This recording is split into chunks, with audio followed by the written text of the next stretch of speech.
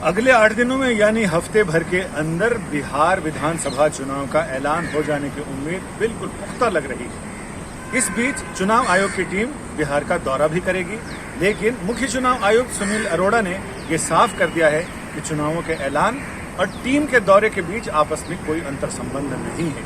ये नहीं देखना चाहिए कि चुनावों के ऐलान टीम के दौरे के बाद होंगे या पहले, ये दोनों अलग अलग चीजें हैं। लेकिन बिहार विधानसभा चुनाव का कार्यकाल नवंबर के आखिर में खत्म हो रहा है, लेकिन इस बीच में दिवाली से पहले ऐसा लग रहा है, सूत्र बता रहे हैं कि दशहरे और दिवाली के बीच के जो 20 दिन हैं, इसमें 3 चरणों में चुनाव होंगे और धनतेरस के पहले काउंटिंग हो जाएगी, मतगणना हो जाएगी और नई विधानसभा का गठन भी हो जाएगा। क्योंकि अगर हम इसके बाद की बात करें तो दिवाली के बाद बिहार में छठ है, छठ के बाद कार्तिक पूर्णिमा है। इस बीच लोगों का जबरदस्त अपने घर गृहस्थी में लगना होता है, त्योहार सबसे बड़ा है। लिहाजा इससे पहले ही चुनाव आयोग भी चाहता है कि इससे पहले ही सारी प्रक्रिया पूरी हो जाए, ताकि कर्मचारी पूरे दिल लगाकर चुनाव का काम निपटा दें, उसके बाद अपने त्योहारों में लगे।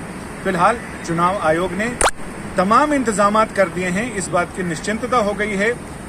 मतदान केंद्रों की संख्या 1.5 गुना से ज्यादा बढ़ा दी गई है। इसके अलावा 35,000 से ज्यादा कर्मचारी अतिरिक्त लगाए गए हैं। ये सुनिश्चित किया गया है कि हर बूथ को मतदान शुरू होने के पहले पूरी तरह से सैनिटाइज और डिसइंफेक्ट कर दिया जाए। इसके अलावा मतदान केंद्रों पर सैनिटाइजर भी होगा, मास्क भी होंगे और इसके साथ ही दस्ताने भी लगाने के लिए लोगों को निर्देश दिए गए हैं कि लोग सैनिटाइज होकर आएं और साथ ही पूरे टाइम मास्क लगा कर रहें।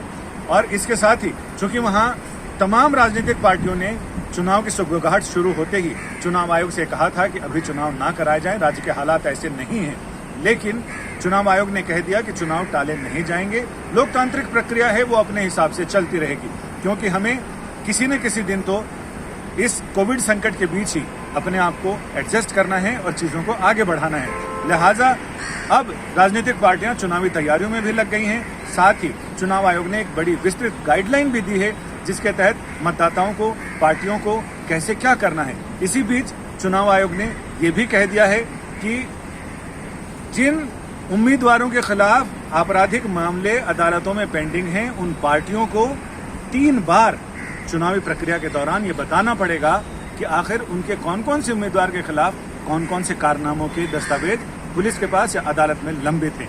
ये तमाम चीजें अपनी जगह हैं।